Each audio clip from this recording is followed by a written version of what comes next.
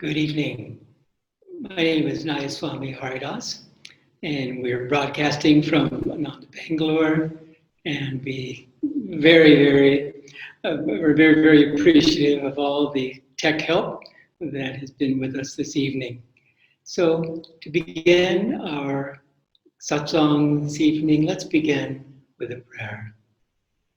Heavenly Father, Divine Mother, friend, beloved God, Jesus Christ, Babaji Krishna, Mary Mahashaya, Swami Shri Yukteswarji, beloved Guru, Paramahansa Yoganandaji, saints of all religions, beloved Swamiji, we humbly bow to you all.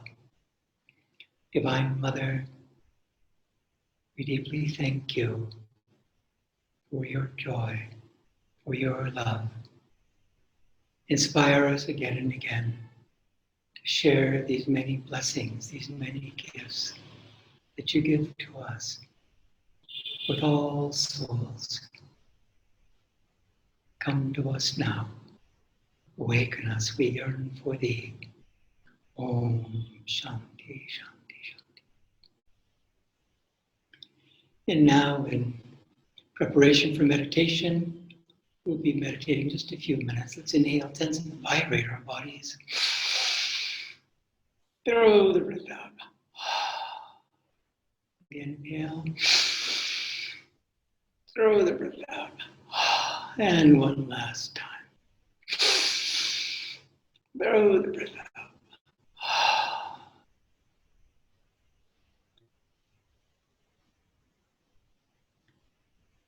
As we're focusing this evening on the love of the Guru, let's feel that he's with us now, within us,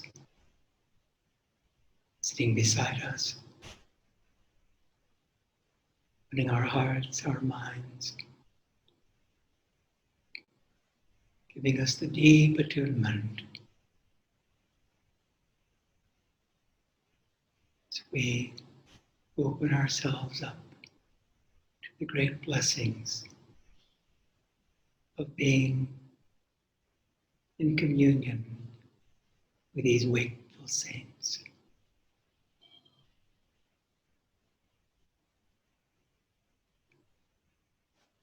Knowing they're ever striving to take us to that realm of pure consciousness which they're now experiencing and where they will experience in time.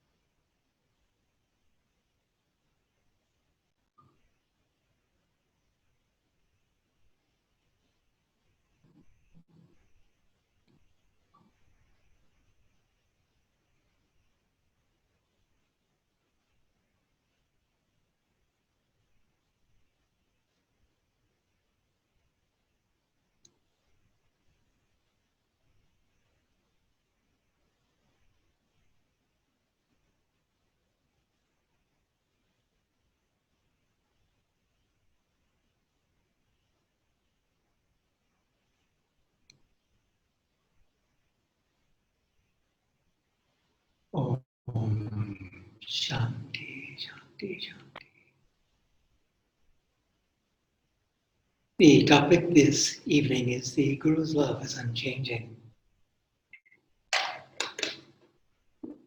I'd like to begin reading from the Essence of Self-Realization by Paramahansa Yogananda. This is drawn from the chapter, The Disciples Part. Yogananda taught, the company one keeps determines to a great extent whether his energy will move inward toward God or outward toward the world. Good company is essential on the spiritual path. Sir, asked the disciple, what if I am alone? The master gazed deeply into his eyes as he replied, am I not always with you?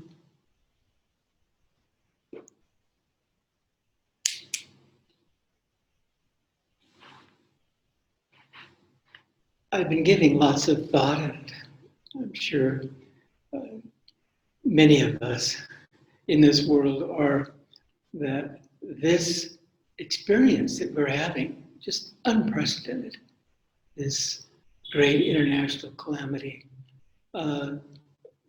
can feel really like an earthquake, that we're on unsteady ground. And in this dream, yes, I suspect that that is the case. But the lesson that we all need to learn and relearn and take deep within is that there is only one constant, and that's God and Guru, the saints.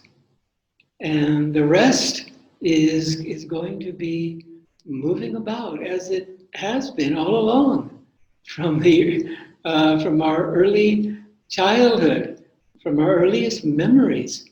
There's been this constant wave of activity, ups and downs and highs and lows, all of these things. And yet, finally, at one point, through really great good karma, we got onto the spiritual path. And now we do have one constant, the Guru. And it's good to remember this and to test it. The Guru doesn't sleep. The Guru is with us 24/7. When Yogananda was with Dr. Lewis, his first disciple in America back in the 20s, Yogananda was a young man then. And Dr. Lewis and he were about the same age and really romped around the house there in Boston like brothers. And Dr. Lewis said, this isn't something that, we would do, speaking of Yogananda then in his 50s and so forth. This was because they were, again, like brothers. So there, Dr. Lewis and his wife Mildred decided to tie a string onto the master's ankle and then onto the doorknob. Master was sleeping at the time. So that when he got up, then the door would slam shut and they would have good fun. So they were doing these pranks all the time. And so just as they were poised to finish up this mischief, Master was heard to say, ha ha. He didn't sleep. He didn't sleep, as Dr. Lewis pointed out, like ordinary people. He was always awake in superconsciousness. And so for us, the Guru is a constant reality. And it's very good to test that. Anytime during the day, we can see if the Guru is doing his part in keeping us on the straight and narrow, and he is. And it'll always be that way. We can challenge it again and again. It's a good thing to do, to see if the Guru is awake and ready. And we know, of course, that he is. But still, there are those times of testing, as we're experiencing now, where one can begin to wonder, is God abandoned us? Is the Guru there for us? But as we go deeper and deeper into meditation and on the spiritual path, that thought is something that we no longer harbor. We've tested it to the point where really we trust that God is with us, as Yogananda said. He's the nearest of the near and the dearest of the dear. And as we grow on the spiritual path, we begin to see, as Gyanamata said, God alone. That's it. We begin to see that we need to have that one constant in our life in order to negotiate in life. And that's when life is routine.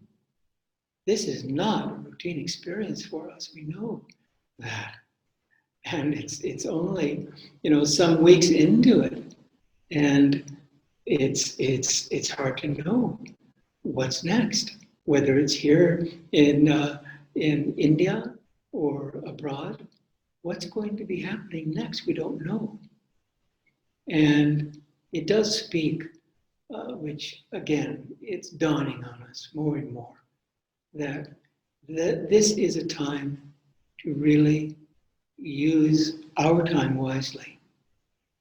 Because with this period of testing, which could go on for a long time, we don't know, or stop tomorrow, though it doesn't seem likely, the more that we're able to plunge inside and to feel that joy, which will protect us, and that love, then we can be of real help to other people.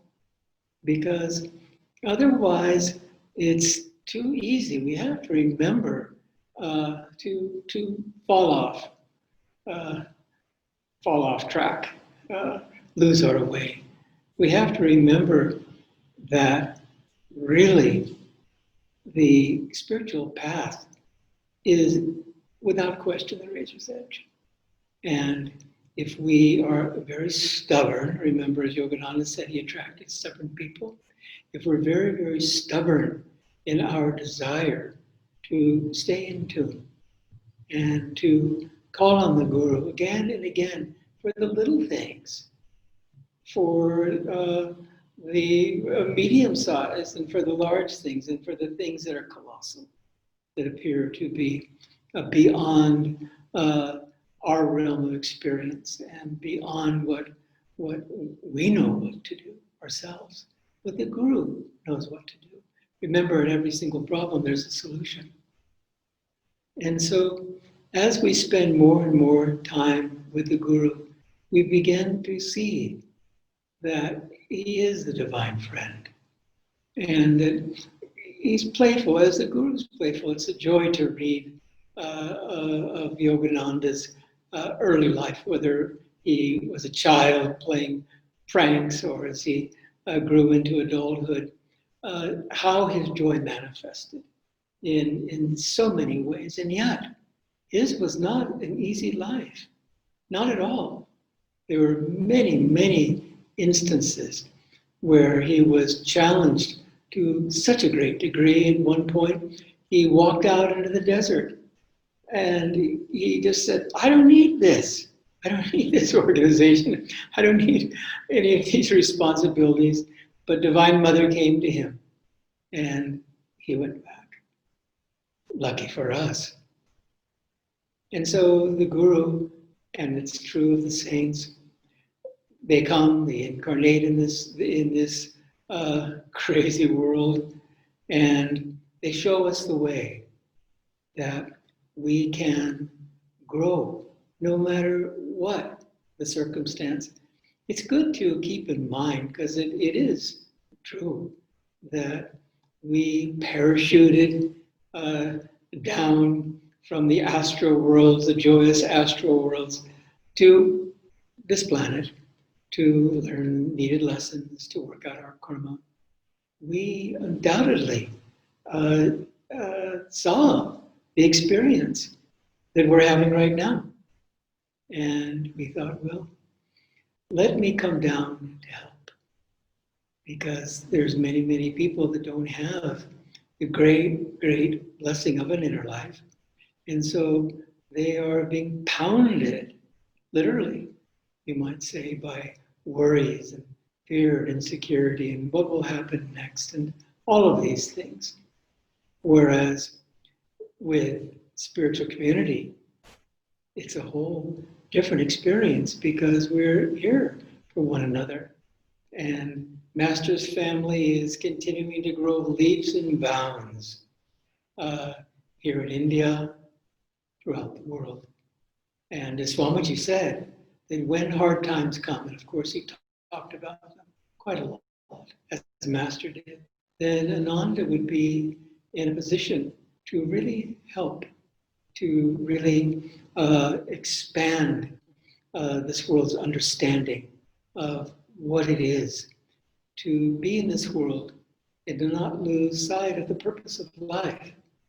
Because the purpose of life is to find God. That's why when we were in the astral world and we came down to this plane, that's why we came, to deepen our experience of our true purpose, which is to find God, which of course we hope to in this lifetime, only so that we can help others. I have read about souls that after the extraordinary experience they've had of so many, truly millions of incarnations, they find God and they're awake. And their thought, whether they hold to that thought or not, I don't know, is to never come back. And yet, who's to know what our karma is, but I love from Master's teachings that he said that he would come back 1 trillion times if necessary, even for one. That's our guru. And Swamiji, it was so thrilling to note that when he was young, in his 40s, he would say often, I do not want to come back to this world. And then as the Master continued to soften his heart and to help him grow spiritually, then he would say, well, if the Guru wants me to come back, then I'll come back. And as the years continued to unfold, he seemed to be, fine. If that's what the Guru wants, he's all for it. And so we find that more and more through the struggles that we're all experiencing and that we have experienced and that we anticipate experiencing, that it's only going to be for our own good. And that presence in our life, that constant in our lives, which is God and the great ones, they're not going to miss an opportunity for us to grow spiritually. And they will help us. And they will inspire us. And they will protect us. And sometimes it will be, very, very difficult. I remember Swami describing when he was first, founding Ananda. And it was tough. As he said, we were in desperate need of money. And at one particular time, he was driving. He was giving a lot of classes in San Francisco at the time. And he was driving back to Ananda Village, 3.5-hour drive from San Francisco to the Sierra Nevada foothills where Ananda was founded and was flourishing. And he had a particular payment, and it was a large payment. It was due on the land. And as he was driving, his hands were shaking on the wheel. How was he possibly going to get the money in? And how, will God provide? And will he provide all of these things? Shaking. This is Swami Kriyananda. Again, he was in his 40s. His hands shaking as he was driving up to the village. And yet, God came through. And there's so many truly extraordinary stories. Really, we call them miraculous because they were stories of how we went through with Swami's direction and guidance spearheading drive after drive, one tunnel after another, and finding our way, the light at the end of the tunnel that would be there for us again and again and again through the decades as Ananda continued to grow. And so with that experience, which again, it's Ananda's history, we can also have that growing faith that Ananda, which is not just in California anymore, as we well know, throughout the world, here in India, that we also will be able to get through these tunnels that appear to be so dark at times. Master, in one of his letters to Dr. Lewis, again, his first disciple in America, said that we need to fight our way through 1,000,000 darknesses as needed, knowing that right beside us, within us, is the blessing of the Guru, the constant guidance, and that we will ultimately succeed. And so, though this is a time of tremendous trial, when our community burnt down in the mid-70s, we really called it a trial by fire, as it was literally so. And so, in a way, it's again the same, a trial by fire. But what is this fire doing? And what is it meant to do? It's meant to burn up the individual, our karma, and the collective karma. And here we are, and I find it endlessly fascinating that Divine Mother would have come up with this incredible test in which we're all being forced to be in seclusion. It's amazing. It's absolutely amazing that this would be the experience and the gains, the blessings that can come from this. I don't know if we can fathom even now. As we spend more quality time with our family, as Anjali said humorously, I've never cooked so much in my entire life.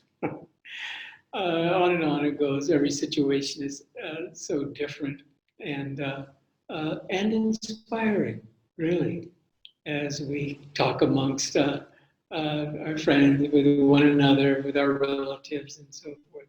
And we appreciate what everyone is doing to keep their spirits up. But it would not be possible without that growing faith that the Guru's blessing, the unchanging love of the Guru is there with us. And it is a constant, whereas everything is constantly moving in every direction.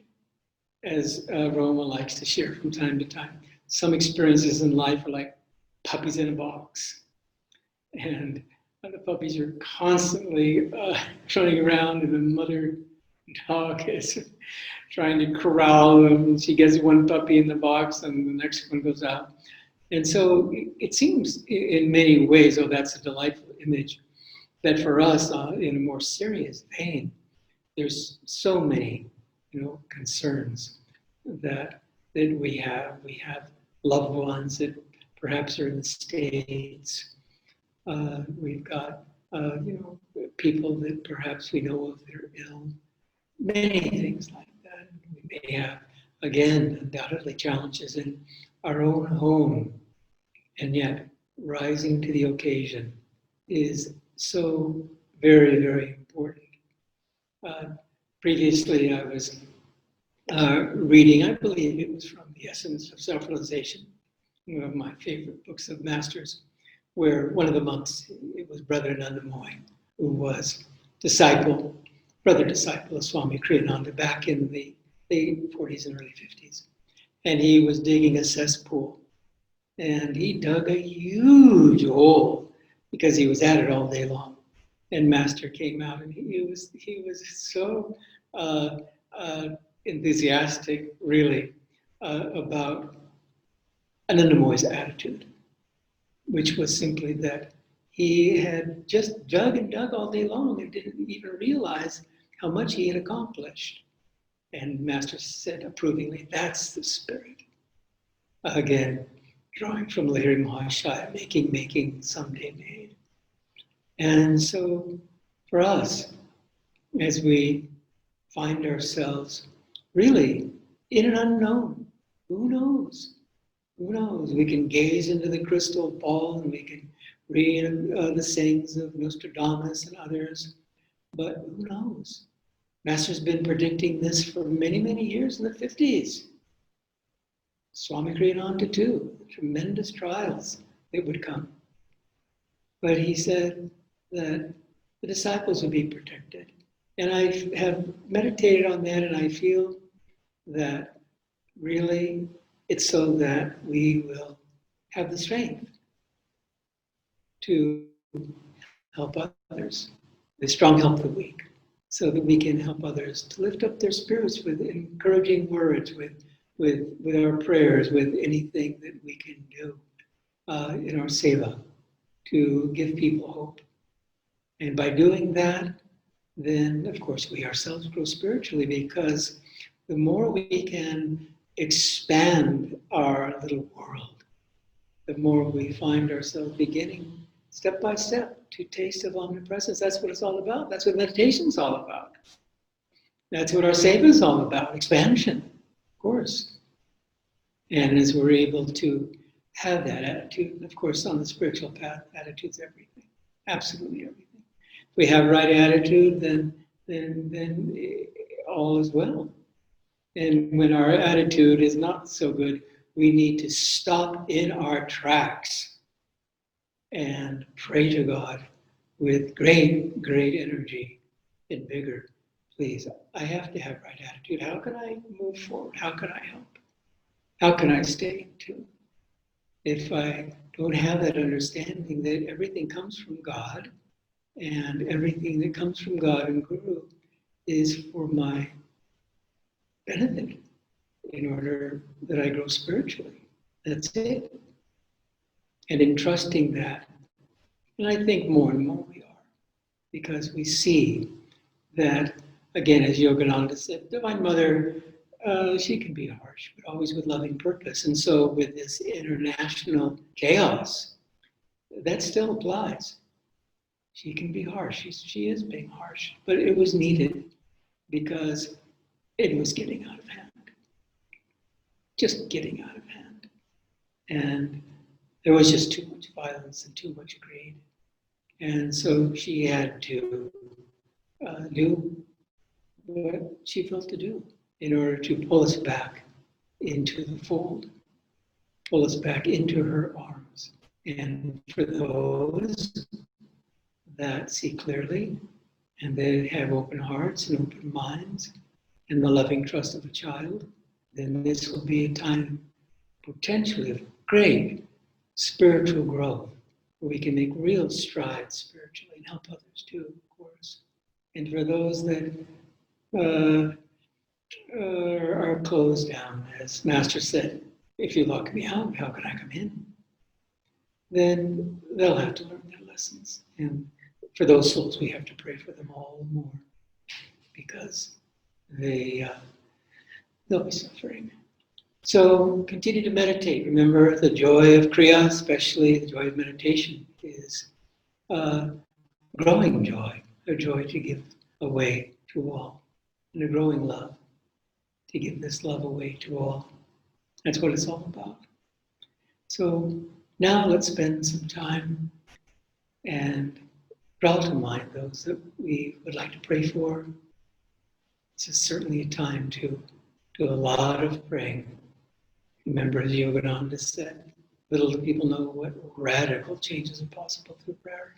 So let's draw to mind, sitting up straight, closing our eyes. Those souls that come to mind, especially our spiritual family.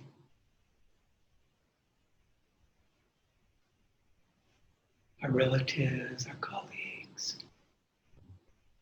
people throughout the world. that are suffering, especially from this incredible test that's been thrust upon us.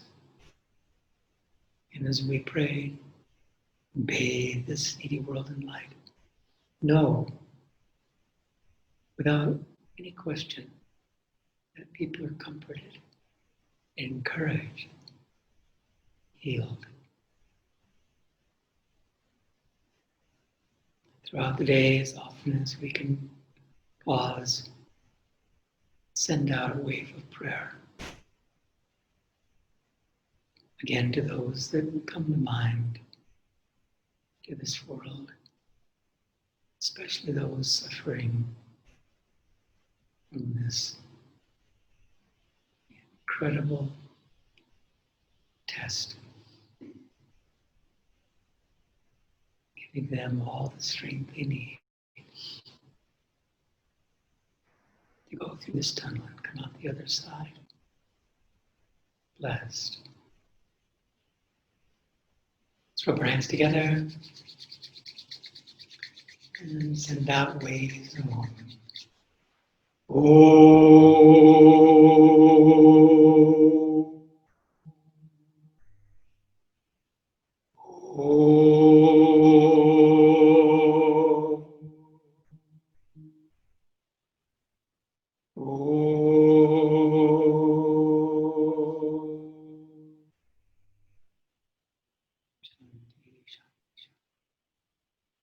Well, it's been a joy to be with you all, and let's continue to pray for one another, be instruments for the light. God bless you, and have a good evening.